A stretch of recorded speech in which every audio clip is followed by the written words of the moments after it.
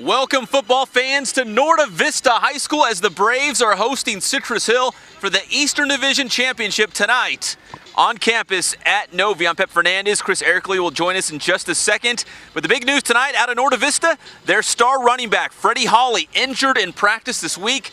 That is Hawley on the bike right now wearing number 1.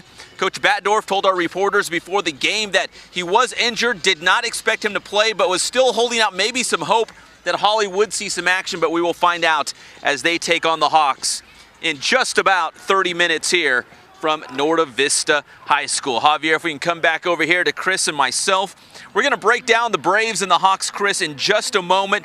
But first, let's talk about the game you'll be heading to in just a little bit. Vista Marietta taking on Centennial for the Inland Division Championship. I'll be zipping down the 91, then getting on a short trip onto the 15 to Centennial High School. It seems to be a classic matchup the last 4 years.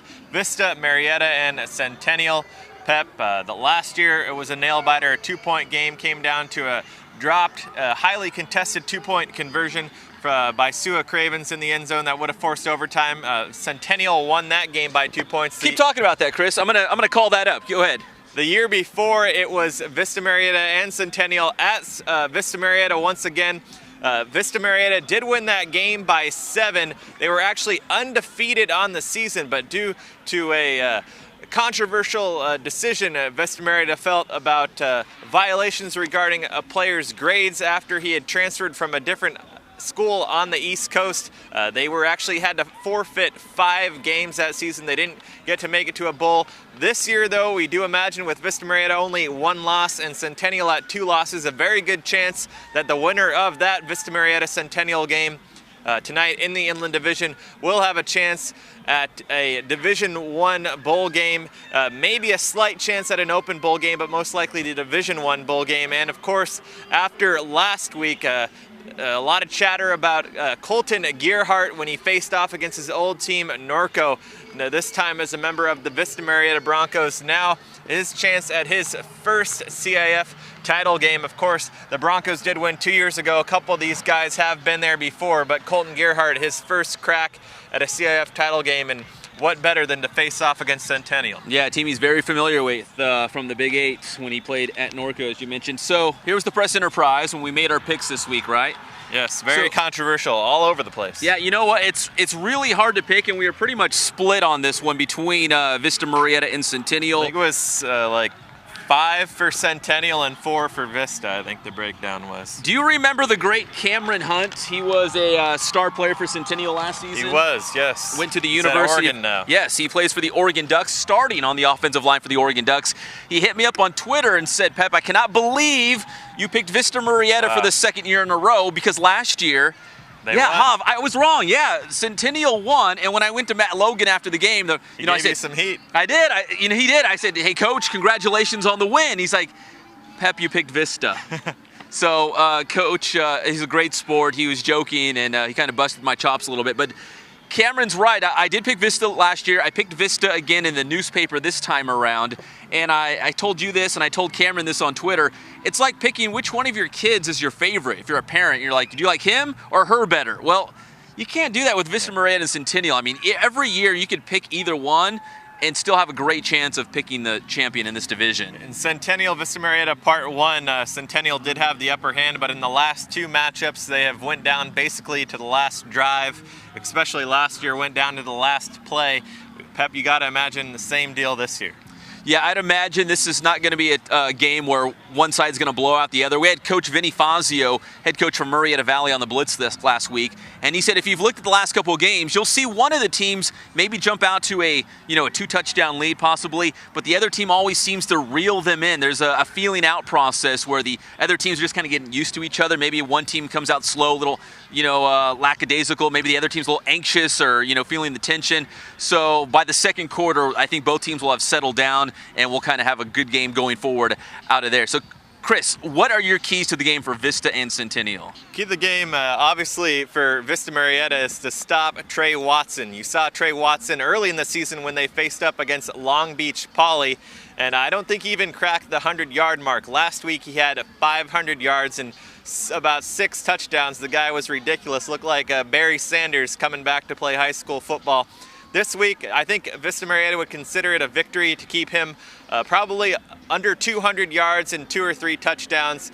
He's as dominant as a running back as you're going to find in Southern California. For Centennial, I think their key is to keep a handle on Colton Gearhart, because Nick Stevens was a great quarterback last year for Vista Marietta, but I think the throwing and running combo for Gearhart is even stronger. And Centennial, not known for their defense, I feel like at any time if Gearhart feels a little pressure in the pocket, he could easily bust off a 30-40 yard run. Yeah, he's a great runner, runs in the family, I guess you could say, with his brother Toby Gerhart in the National Football League.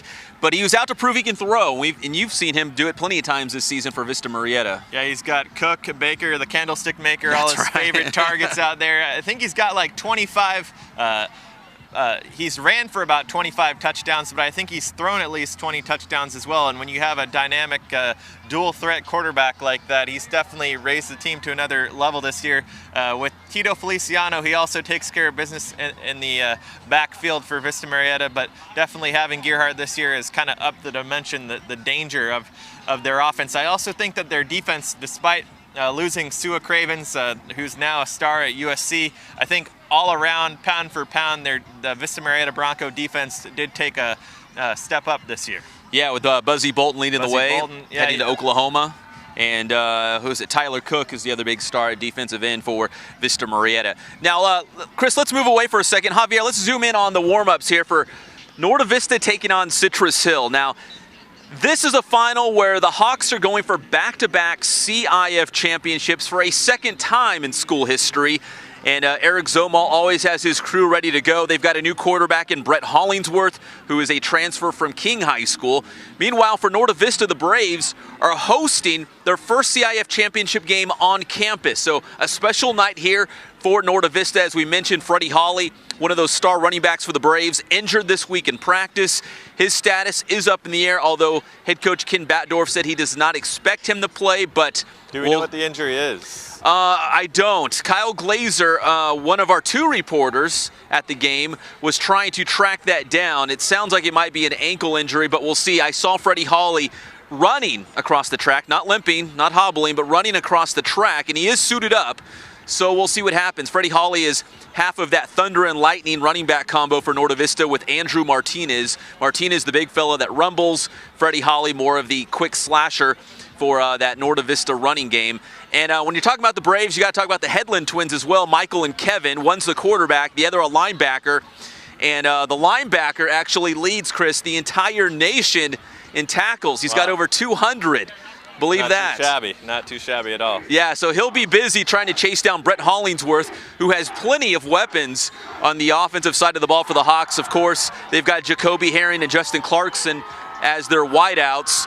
And P.J. Walker, who's been doing it for a couple years now. Now, Pep, Citrus Hill has kind of been here, done that. They've won the CIF championship. They were the champs last year, as we all know, but they got a lot of personnel changes. Hodge is out of the picture now. KJ Young out of the picture. P.J. Walker back. But Norte Vista, not a lot of people when the season began probably expected them to be playing in this game right now. Do you think that kind of works in their favor, viewing them as the underdog?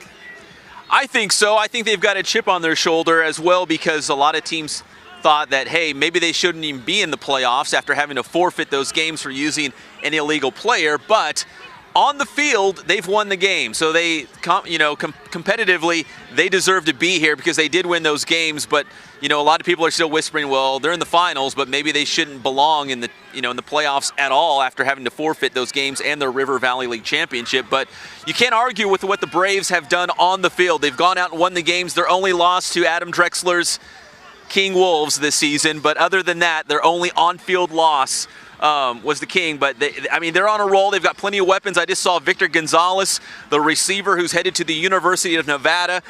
He might be a guy that's going to be called upon if Freddie Hawley cannot run the ball. So I think Norte Vista, they want to do it for the first time on campus and win that title.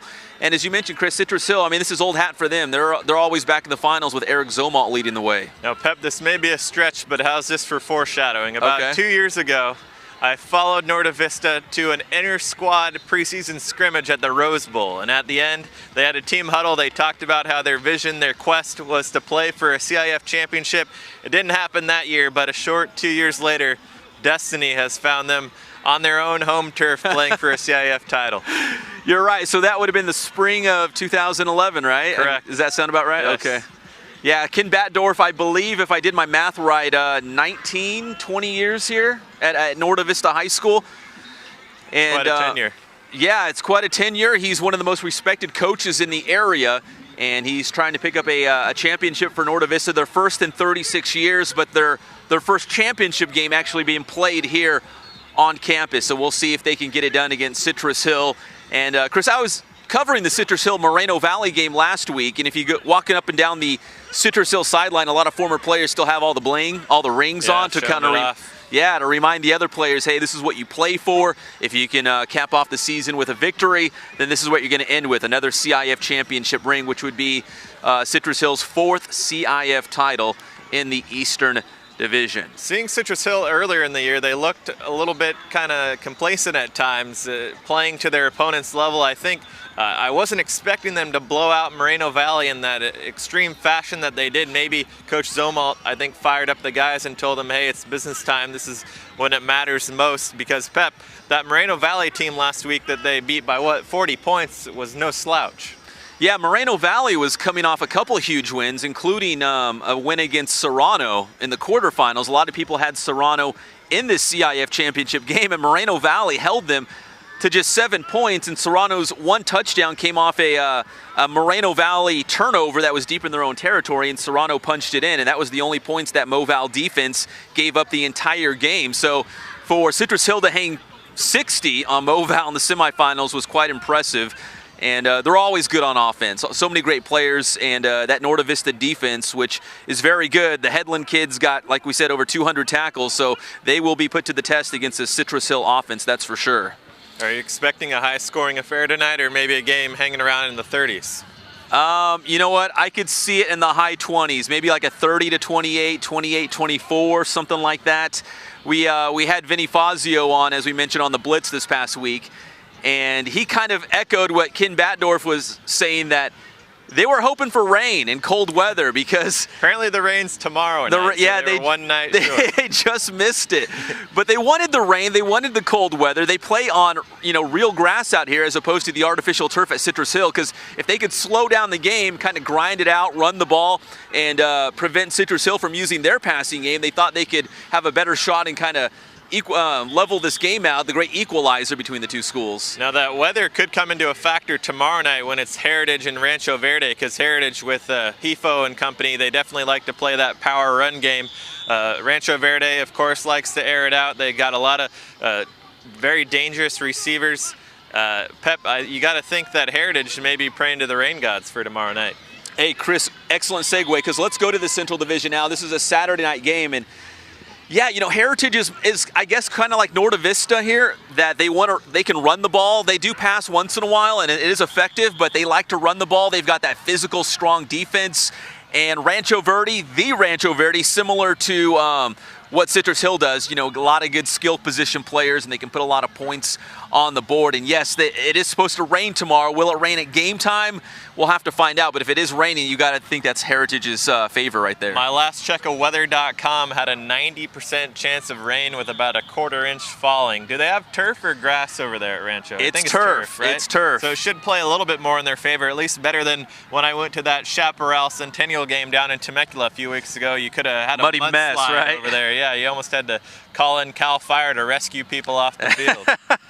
Well, Sharon Jones, the quarterback for the Rancho Verde, he broke his leg. Do you remember that last year? Yes. That was his first game back, wasn't it? I think he played in the semifinals in the playoffs last year, and then he played in the finals. He did not start the game, but he played in the second half. But when I talked to him, actually a couple months ago before the season even began, he said how hard it was to watch the Mustangs playing and not be able to get on the field and help them. I think he put it as he wanted to lead his team out of the wilderness, like they were lost and they needed some direction. So here's Sharon Jones' chance. He's only a junior, already one of the most prized recruits in the class of 2015. Yeah, he's definitely got quite a few more games under his belt as well. More experienced. Rancho Verde, I think this is their 4th consecutive year making it to the Central CIF game. 2 years ago they beat Palm Springs. The year before that, I believe they lost to Colton.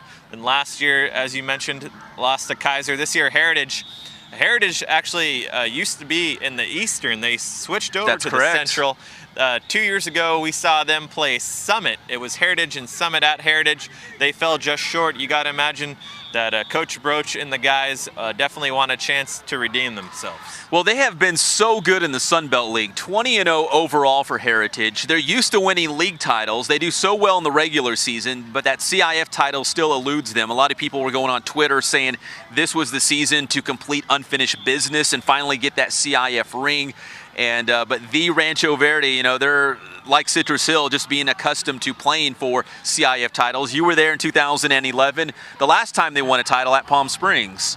Yeah, they were very impressive. As I have mentioned a few times, I'm a Palm Springs grad. I was hoping for a Palm Springs W, as unbiased as a journalist can be. But Rancho Verde, with Carlos Fernandez at the quarterback at that time, now Sharon Jones, they are very dangerous air attack. They just outscored Palm Springs in all facets of the game. Last year, Kaiser kind of caught them by surprise. I think Rancho Verde was pretty much viewed as a heavy favorite, but Kaiser, last year, one of those kind of defensive grinder teams, similar to what Heritage is. So if you're Heritage, I would maybe be watching some of that tape from last year when Kaiser defeated Rancho Verde and maybe take a few of their secrets. You're right. That was a low-scoring game. It was like 10-7 or 12-7. It was something. It was a real random score, but Kaiser did pull out that win against Heritage last year in the semi. So that's the Central Division Championship Saturday night. Just game time on Saturday night. The other game, Chris, on Saturday night is the East Valley Division Championship, as Jurupa Hills will host St. Margaret's from San Juan Capistrano. And Jurupa Hills, the top seed in this division, St. Margaret's the number 2 seed. So we've got that 1 versus 2 for the championship. So it kind of worked out that way. It's Orange County versus the IE, right? The IE. Who can? St. Margaret's is a proven commodity, though, are they not? They are. They've gone through a lot of our local teams. They beat Linfield Christian pretty handily in Temecula earlier this season. They beat Rim of the World. St. Margaret's has been a staple of the East Valley Division in terms of making deep playoff runs. So Jurupa Hills, this will be their final shot at an East Valley Division championship, because they'll join the San Andreas League next year, which would put them in the Eastern Division for the playoffs. So Jurupa Hills hoping to play their final season in the East Valley and wrap it up with a CIF championship ring. They've got a ton of talent. I would say the favorite. They are the top seed in this game, and they've got a ton of playmakers. They're led by their quarterback, DJ Wright, only a junior as well, like Sharon Jones at the Rancho Verde. And he's a playmaker. He's definitely be counted on tonight, and we'll see if the Spartans can do it on their home field. And we're always rooting for the IE teams over the OC teams. There have been quite a few nail-biters in that East Valley. That game against Rim, it went into overtime and came down to, what, a 2-point conversion. It did, and you know what? And St. Margaret's beat another one of our locals, Big Bear, in overtime in the semifinals. So St. Margaret's. That game was at St. Margaret's. At right? St. Margaret's, correct. So if it was at Big Bear, it might have been a different story.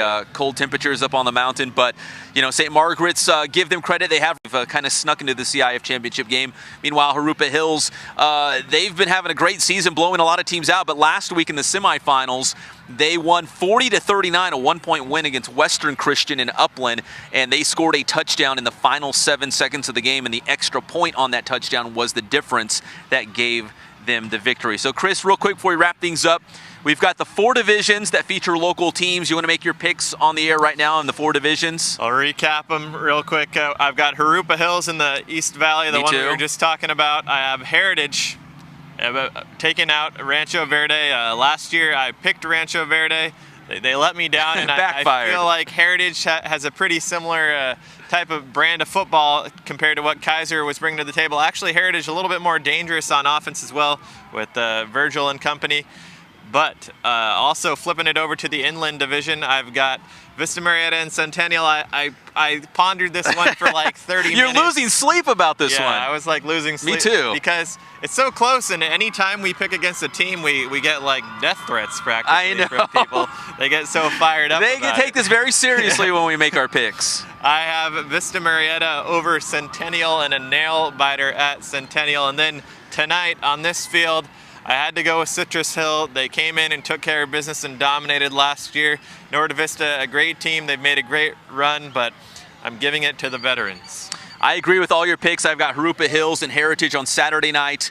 I've got Citrus Hill here behind us against Norte Vista, and then the Inland Division Championship. I told you off the air that on our Blitz show I went with Centennial, and in the newspaper I went with Vista Murrieta, although I thought in the paper I picked Centennial, but I guess I picked Vista Murrieta, so I don't know. I've been flip-flopping. I'm kind of known for that. Politician? I am. I should be running for some political office because I just go back and forth and flip-flop with what people want to hear, I guess. But I honestly think tonight, because Centennial's home, I'd go with Centennial, even though in the paper said I had Vista Murrieta. But I think it'll be high scoring. You want to throw out a score on that? Yeah. We did have that as our tiebreaker game online on the HS Game Time. I went 49-42 Vista Murrieta, because you know that no matter who Centennial is playing against, they could be playing against the Seattle Seahawks, and I still think they'd throw up at least 30 points. But Centennial's going to get their points up tonight, but I just think that Vista will be able to make a few more stops. That's what it's going to come down to, that Vista Murrieta defense. I'll go 42-38 Centennial. I'll give your boy, the great Aaron Ruth, a field goal. So they'll score 5 touchdowns and a field goal.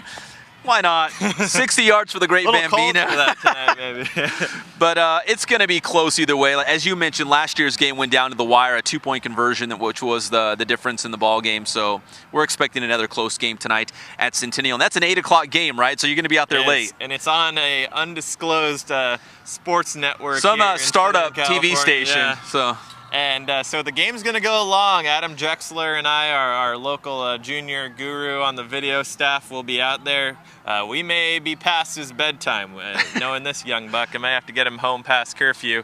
Hopefully the game ends by 11 o'clock. It should be a thriller. Do not disappoint, but be sure, not that random network that we were talking about. Keep it right here on HS Game Time, PE.com for all your coverage on all of the games tonight. That's right. You don't have to watch the TV broadcast, because Chris and I will be back on HS Game Time later tonight. It won't be a live show, but check back around 11:30, maybe midnight, once this Inland Division Championship concludes, and we'll have all the highlights from this game, Citrus Hill against Norte Vista for the Eastern title, and Chris's game, Vista Murrieta taking on Centennial for the Inland title.